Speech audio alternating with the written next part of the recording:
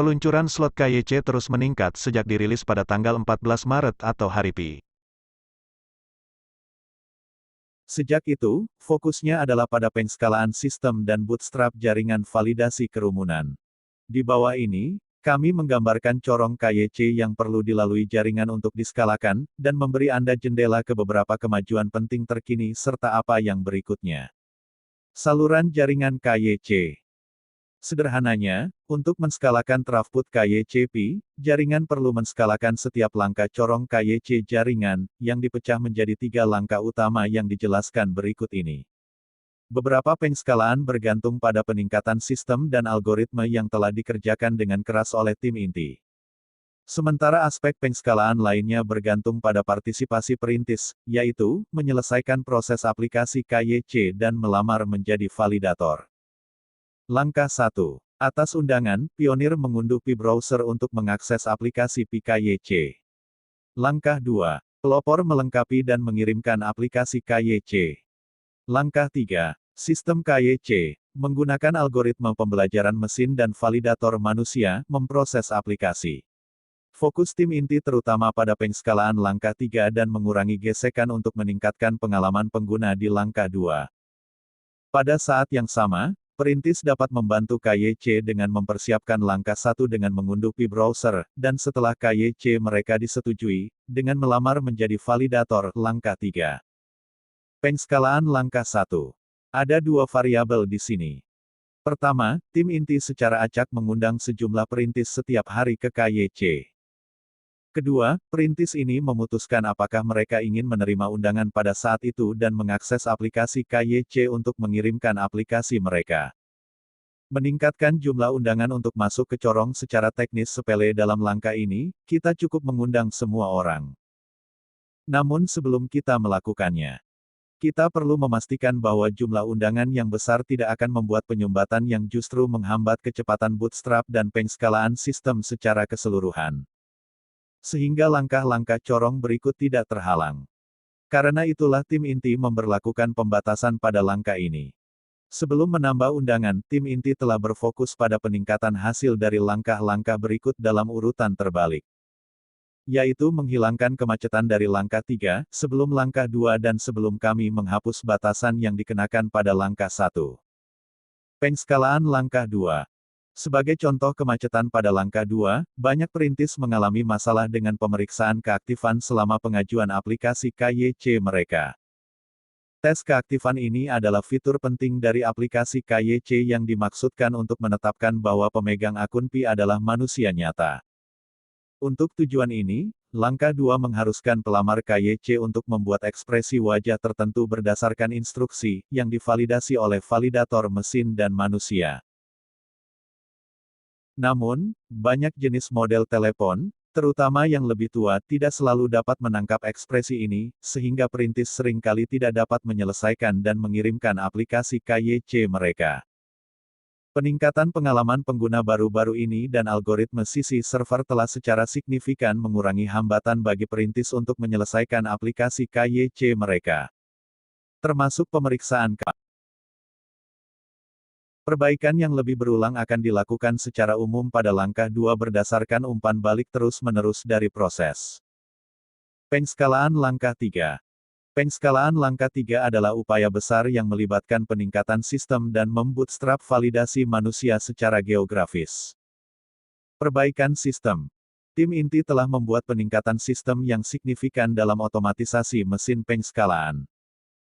Kami telah menambahkan, meningkatkan, dan menskalakan langkah-langkah keamanan seperti tanda air yang dapat dilacak ke gambar yang ditampilkan ke validator. Proses pelatihan validator, dan antrean tugas untuk validator manusia.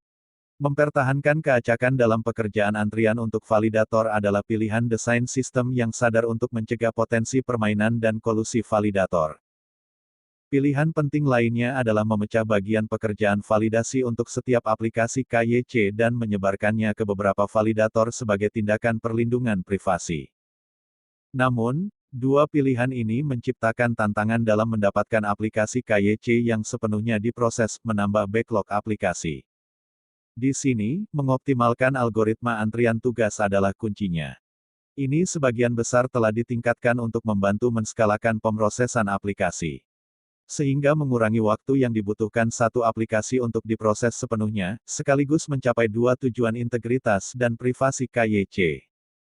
Dengan senang hati kami umumkan bahwa, selama seminggu terakhir, langkah 3 telah berhenti menghambat funnel KYC. Dan sekarang dapat memproses lebih banyak aplikasi KYC daripada yang melewati langkah-langkah sebelumnya. Perhatikan bahwa sistem masih menghasilkan rasio penolakan palsu yang relatif besar karena kriteria kami yang sangat konservatif. Jadi untuk penolakan palsu ini, kami menahan pengumuman hasil KYC kepada perintis ini sementara kami terus menyesuaikan proses dan memproses ulang aplikasi mereka untuk mendapatkan lebih sedikit penolakan palsu dan membuatnya disetujui dengan aman. Validasi Bootstrap secara geografis. Karena keragaman bahasa dan jenis ide di dunia, validasi KYC adalah proses lokal yang memanfaatkan pengetahuan dan keakraban validator KYC lokal. Oleh karena itu, sistem KYC perlu di-bootstrap terlebih dahulu di setiap negara atau wilayah.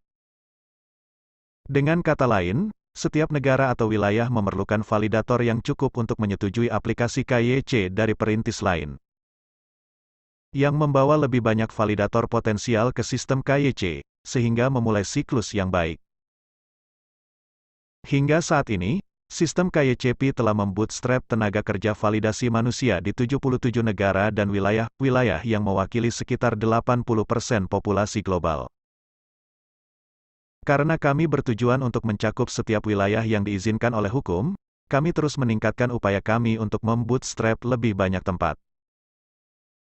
Satu perbaikan yang telah kami buat mengakui universalitas relatif dalam pemeriksaan liveness dan selfie, adalah bahwa sistem memperluas kelayakan validator untuk pemeriksaan ini kepada perintis di luar negara atau wilayah mereka, sambil tetap membatasi verifikasi keaslian kartu identitas pemohon menjadi negara atau wilayah validator.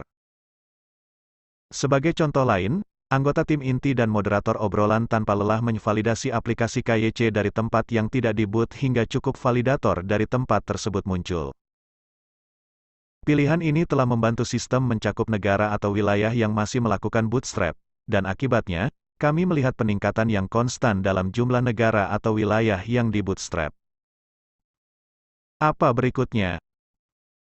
Selain meningkatkan pengalaman pengguna dan validasi bootstrap, jaringan akan, secara paralel, terus meningkatkan algoritma validasinya sehingga lebih banyak pekerjaan dapat diotomatisasi oleh mesin, mengurangi ketergantungan pada validator manusia. Ini akan membantu menskalakan solusi KYC kepada perintis di seluruh dunia terlepas dari wilayah atau latar belakang mereka.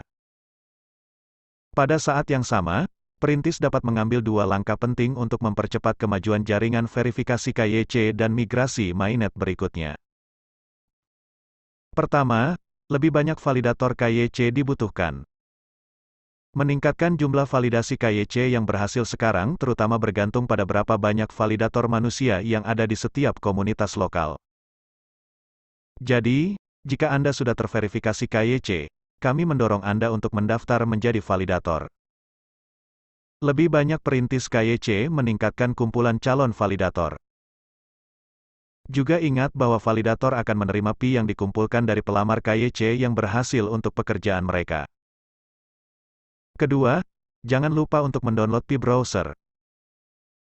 Aplikasi Pi KYC hanya dapat ditemukan di Pi Browser, platform untuk ekosistem Pi berbasis utilitas yang sedang berkembang. Setelah perintis menerima pemberitahuan dalam aplikasi bahwa slot KYC mereka terbuka, mereka akan diarahkan ke aplikasi KYC dalam Pi Browser. Anda harus siap ketika saatnya tiba. Jaringan terus meningkatkan infrastruktur KYC dan menghilangkan hambatan teknis di sepanjang jalan. Hal ini telah menghasilkan peningkatan yang signifikan dalam kemampuan jaringan untuk memproses aplikasi KYC, dan dengan partisipasi antusias dari perintis, pekerjaan yang baik akan terus berlanjut.